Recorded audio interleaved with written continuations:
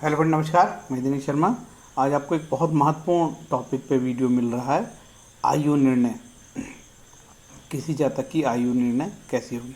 देखो, आयु को निर्णय करने का ये मैं सबसे सरल तरीका बता रहा हूँ, क्योंकि आयु निकालना एक बहुत ही गणितीय जटिल प्रक्रिया है। इसलिए जनरली लोग एस्ट्रोलॉजर छूते नहीं थे, और मुझे तो बनती ही नहीं, तो मैं तो छूता नहीं बिल्कुल भी। ठीक है। तो आयु ऐसे भी बहुत कम ही लोग पूछते हैं कि मेरी आयु बता दो, लेकिन कई मामलों में पूछते हैं लोग कि आयु बता दो। ठीक है।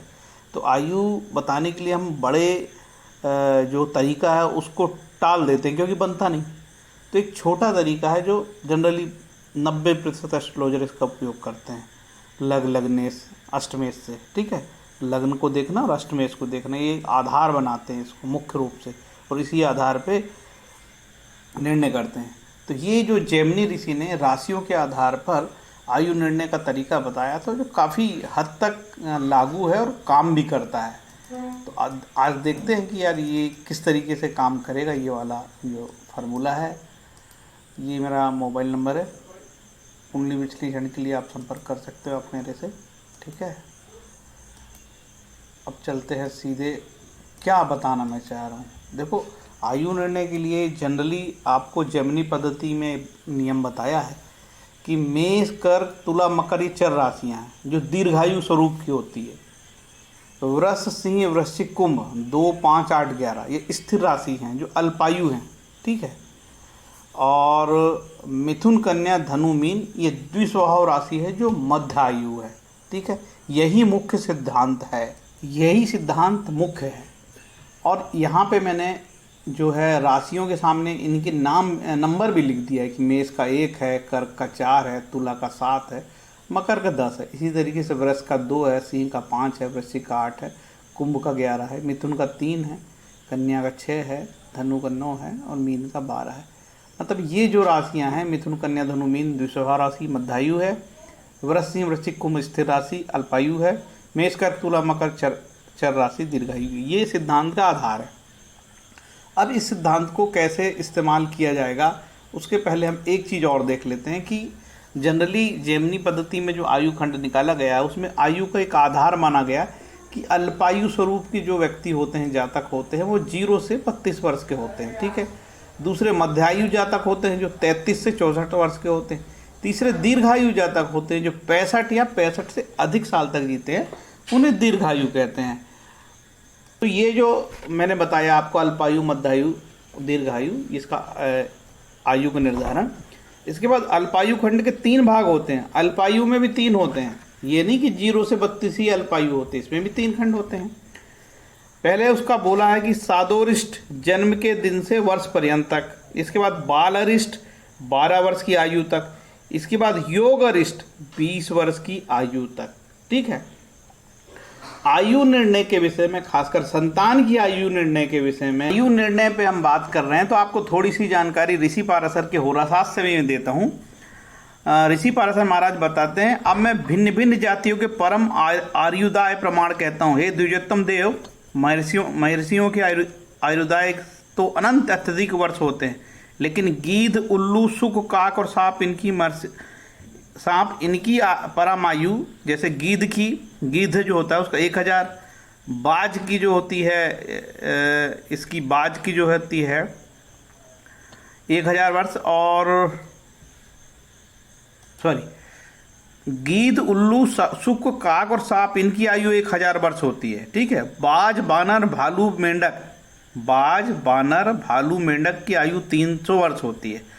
राक्षसों की आयु 150 वर्ष की होती है, और मनुष्य और हाथी की आयु 120 वर्ष की, घोड़े की आयु 32 वर्ष की, गधे और ऊँट की आयु 25 वर्ष की, बैल और भैंस की आयु 24 वर्ष की, मयूर की आयु मतलब मोर की 20 वर्ष की, बकरे और भेड़े की आयु 16 वर्ष की, हंस की आयु 14 वर्ष की, कोयल, कुत्ता और कबूतर की आयु 12 वर्ष की, बुलबुल आदि पक्षियों की आयु 7 वर्ष परम आयु होती है।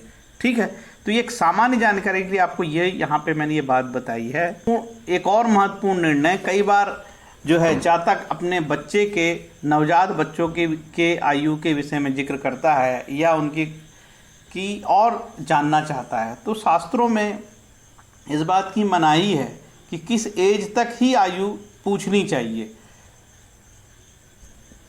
इस विषय में भी देखते हैं। आगे लिखा है, मारक ग्रह के लक्षण कहता हूँ, अल्पायु, मध्यायु और पूर्णायु 3 प्रकार के आयुर्दाय कहते हैं। उनमें 32 वर्ष से पूर्व अल्पायु, उसके आगे 64 वर्ष तक मध्यायु, 100 वर्ष तक दीर्घायु तथा 100 से ऊपर तक उत्तम आयु। इसमें भी हे विप्र 20 वर्ष की पर्यंत आयु निश्चित करना कठिन है। ठीक है, 20 वर्ष पर्यंत आयु निश्चित करना कठिन है, क्योंकि इसके बीच में कोई पिता के दोष से, कोई माता के दोष से, कोई अपने कर्मजन्य अरिष्ट से मर जाता है। इसीलिए कहा जाता है कि बच्चों की जो आयु है 20 वर्ष तक तो नहीं देखनी चाहिए, क्योंकि कभी वो 20 वर्ष के पहले पिता के दोष से, कभी माता के दोष से, कोई अपने कर्मजन्य अरिष्टि से मर जाता है। इसीलिए 20 वर्ष के बाद ही आयुर्दाय संबंध में गणित करना चाहिए। तो 20 वर्ष के बाद ही बच्चों की आयु के संबंध में जानकारी जातक को देना चाहिए, अदरवाइज मना कर देना चाहिए। अगर ऋषि पाराशर ने और भी बहुत लिखा है, अष्टम स्थान अष्टमेश, 22वां देशकांड और 23वें देशकांड की जब राशि की दशाएं चलती है तो मृत्यु होती है। तो मारक अध्याय में काफ़ी डिटेल है। ठीक है, अब तो हमारा निर्णय वो नहीं है, हम तो ये जानना है कि आगे क्या। अभी हमारा सिद्धांत खत्म नहीं हुआ है। अब हमने आपको ये बता दिया कि इस सिद्धांत पे आपका आयु निर्णय होगा। अब कैसे होगा ये भी मैं आपको करके बता देता हूँ। होता ये है कि जनरली आपको आपकी जो कुंडली है उस कुंडली के अलग अलग भाग होते हैं। आपकी कुंडली के अलग अलग भाग होते हैं। जैमिनी मुनि ने बताया कि लग्न और चंद्र से आयु निर्धारण, मतलब लग्न कुंडली से और चंद्र की जो राशि उससे, लग्न की राशि से और चंद्र की राशि से। इसके बाद लग्नेश और अष्टमेश से भी देखा जाता है। इसके बाद लग्न और होरा लग्न से देखा जाता है।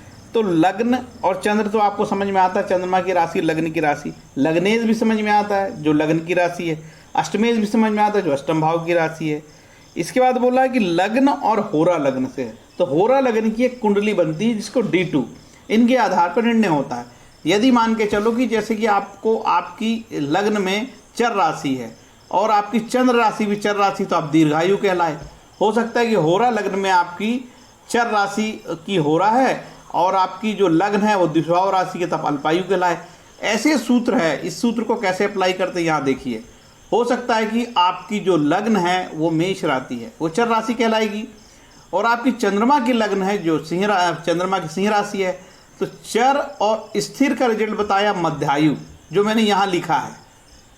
चर और स्थिर का रिजल्ट मध्यायु लिखा है। चर राशि और स्थिर राशि का रिजल्ट है मध्यायु। ये फार्मूले लिखे हैं यहाँ। तो अब ये मैंने बताया कि आपकी यदि मेष लग्न है और चंद्रमा की राशि सिंह है तो रिजल्ट आएगा मध्यायु, क्योंकि चर और स्थिर राशि यदि हो तो मध्यायु। हो सकता है कि आपकी लग्नेश वृषभ हो जो चर राशि हो, और अष्टमेश आपका जो है स्थिर राशि हो, तो रिजल्ट आएगा मध्यायु।